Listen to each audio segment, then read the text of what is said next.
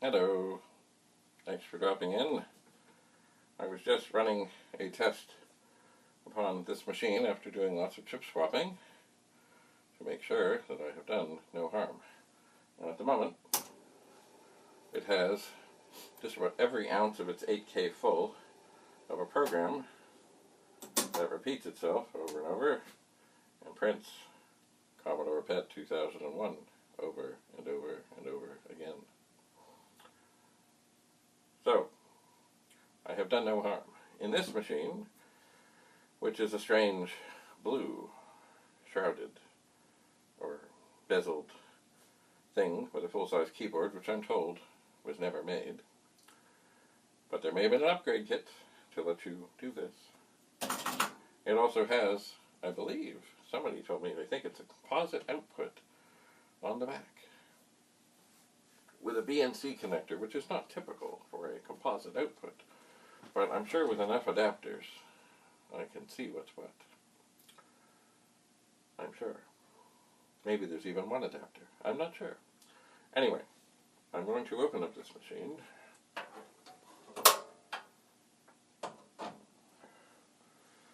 And I'm pleased to say that I've not found any major chip failures. I found 2 bad RAM chips. I did. I'm going to turn this machine off. Oh. 2 bad RAM chips, but also, and more disturbing, I found a ROM chip that I believe has a bad socket.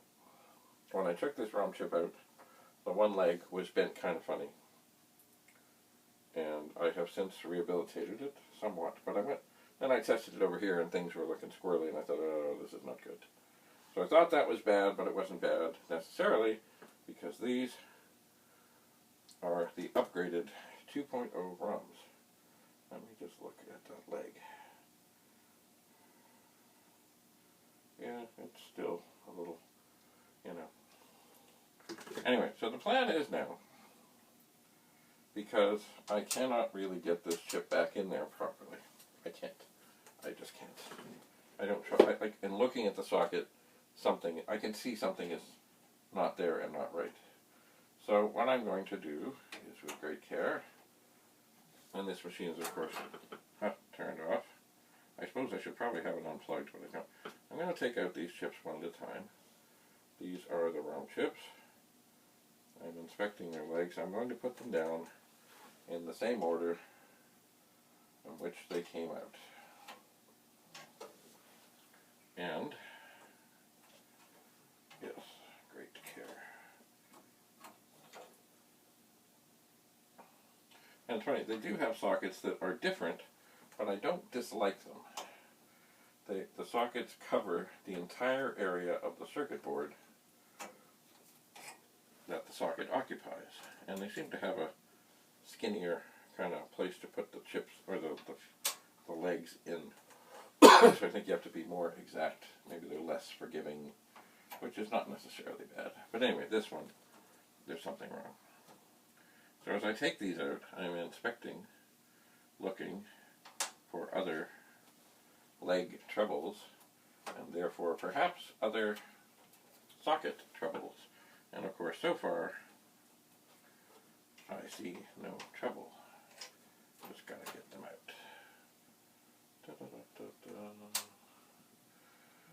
Alright, one more.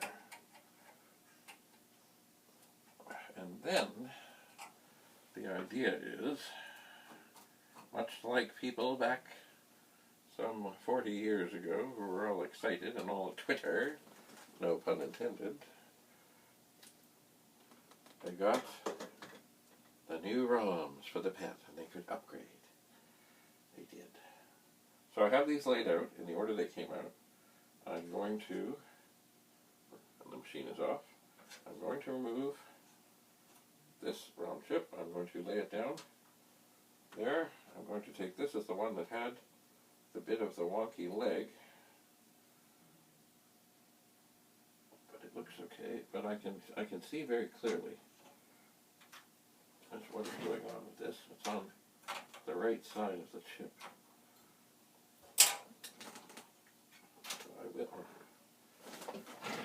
slide over. I will, with great care, line up this chip, looking at all the pins, but paying particular attention to the one that had the issues, and put it in. And then I will take this ROM chip out, and I will take this corresponding ROM chip, check the pins, and once again install it. So this will be difficult. If this does not come up and work, it will be difficult to figure it out because I don't have another set of the new ROMs. New as in, I don't know, 41 years old or so. I'm not sure when they came out. Alright.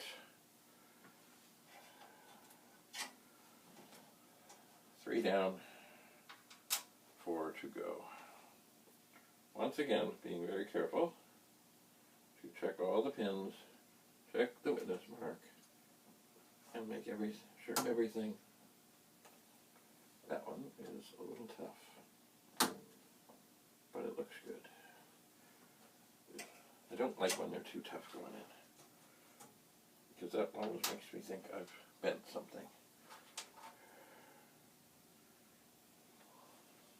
Anyway, I will, of course, with great care, make sure that I keep the original ROMs in order.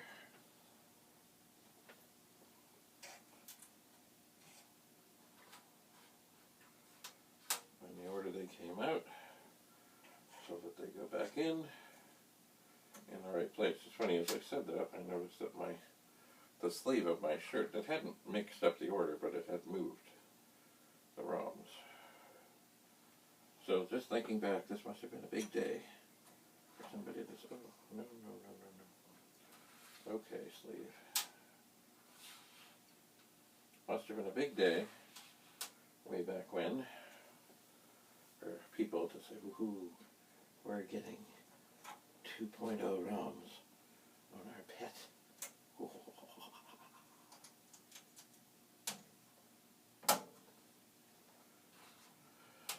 Alright, one more to come out, one more to go in.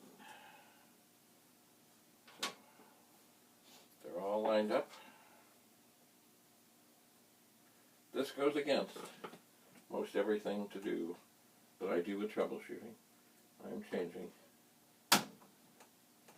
7 chips at one time. This is not done. But yet I have done it. So, as I look, and I will inspect, looking for any sign of any pin on any chip that is in distress, I will check the witness marks, and they all look fine. Everything looks fine. So, it's time to see if this has been upgraded.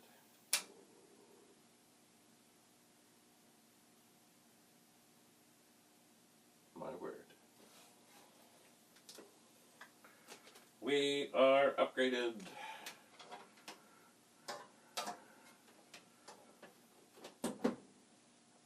The way to tell, let me just slide over here.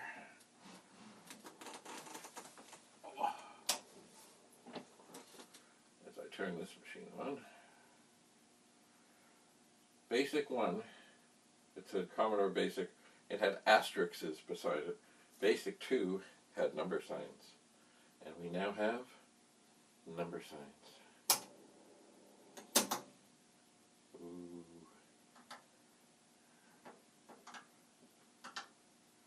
Well, catalog still doesn't work. Anyway, you know what I'm going to do? Just to give this a little test. It does have the same number of bytes free. I'm going to load the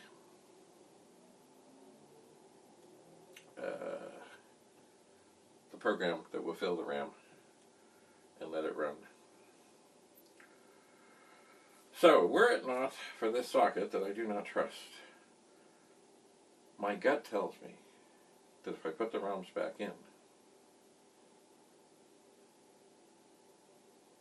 and move, right now what I would do is, there's an empty RAM socket here and an empty one here. I would take these two at the end, put one here, put one there, and then have, instead of an 8K machine, a 7K machine, and give it a crank and see what happens. And if I really thought that the socket would make good contact, I would try that, like, imminently. But I don't believe it. I just don't believe it. By the way, on this machine here, I don't know if you remember, but this one, the data set, it works, but it won't read. And I have determined it is not something on the board. Because if you saw another, I had this machine turned around, I hooked this one up, it loaded just fine. So I seem to remember there was something.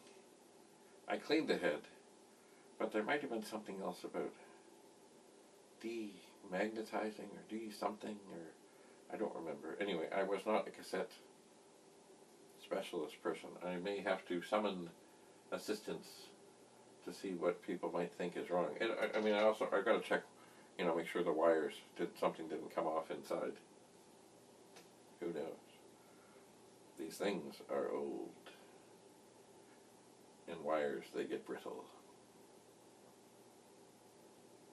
We'll see. Anyway, this is now upgraded to Basic 2, I believe. And it's funny, there was a command that I recently saw on a website. It was wait something. You put something in. Oh, there. Interesting. Let's see what we see.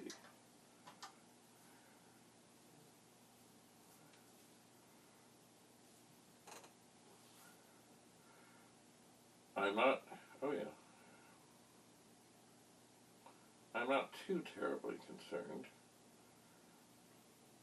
11279. Whoa. See this? No. This is very full. Well, that's cute. This is very full when it loads this program. Very full. Let's see, does the machine count? It does. Now, unfortunately, the smaller versions of this program are elsewhere. Anyway, if anybody has any tips on data set issues, please pass them along. I'm going to rewind.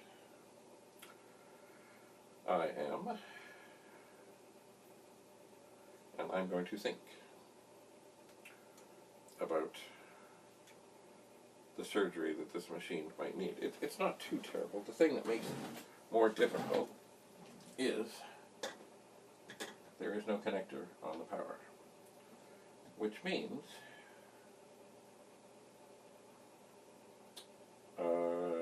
well, I guess what it really means is I really have to unsolder those. I'm just looking, and the wires do come from, well, two of them look like they come directly from the transformer, maybe three of them, and two of them from the large capacitor. So, I gotta unsolder something somewhere, so I guess I'll do it from the board, and I'm thinking that I should be able to do it from the top. Just hit them with a regular iron, warm it up, pull them out, and do the reverse. And is there any other surprises? Oh, yes, there is. There's that extra circuit in the back.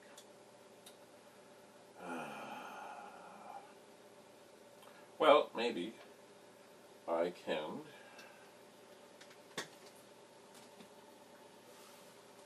those wires look like they might be long. Maybe I can do, if I disconnect these and then flip the board over, maybe I can do the surgery within the machine without having to take those wires apart or remove that thing, perhaps. It is worth a try. Alright, well this is rewinding. It is. It has rewound. I will do a shift run stop. And now it should load the small version of the program. It should. And we'll see what's what. Remember, this is now running with new ROMs that it didn't have before. So there could be, even though it says 7,167 bytes free, maybe there's a little tweakage there. I don't know. Anyway, I'm hoping that this will load and run. I can leave this here to burn in and test. And there it is. It's up. It's running. It's fine. I could, of course, I have other versions of the program on this tape. And I could keep on pushing it up to the limit and see, is it a RAM thing? Maybe it is. Alright. Hey Google, what time is it? It's 12:30 p.m. Okay. I cannot continue with the surgery part of this at this moment. I think I want this to test. I have the ROMs that should be in this machine carefully sitting inside of it, upside down, in order that they came out. And I suppose, just for fun, even though I know it won't work, I can just see if something will load on this machine. Even though it won't, because something has failed. What? I don't know. But I'll give it a try.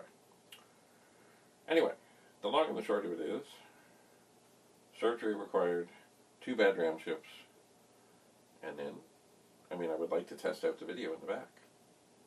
That would be cool.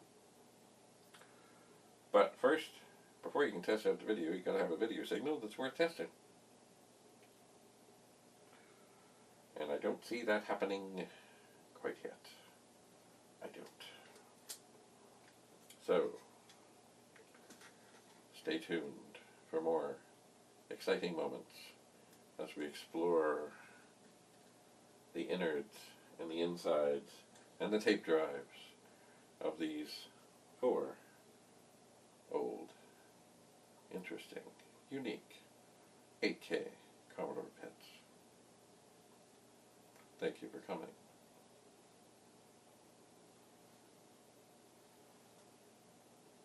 Bye for now.